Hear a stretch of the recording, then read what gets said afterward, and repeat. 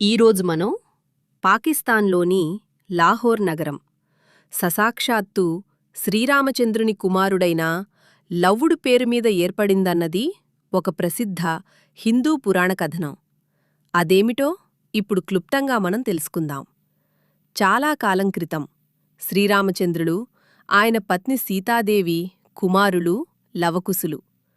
పురాణాల ప్రకారం ఈ ఇద్దరు అన్నదమ్ములు ఈ ప్రాంతంలోనే రాజ్యాలను స్థాపించారు. అన్న లవుడు ప్రస్తుత పాకిస్తాన్లోని లాహోర్ను స్థాపించాడని, తమ్ముడు కుశుడు కసూర్ అనే నగరాన్ని నిర్మించాడని చెబుతారు.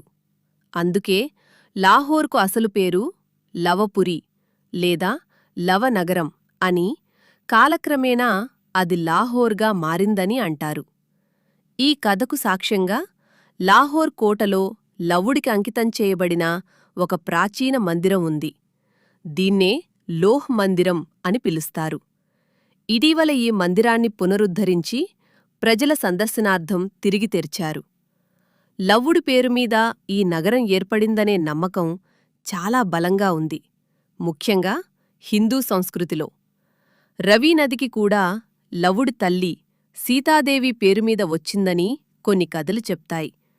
ఇది త్రేతాయుగం నాటి గొప్ప ఇతిహాసాన్ని నేటి ఆధునిక నగరంతో కలుపుతూ చరిత్రకు పురాణాలకు మధ్య ఉన్న సున్నితమైన బంధాన్ని తెలియజేస్తుంది. ఇలాంటి మరిన్ని ఆధ్యాత్మిక విషయాలు తెలుసుకొనడానికి ఛానల్ని సబ్స్క్రైబ్ చేయండి.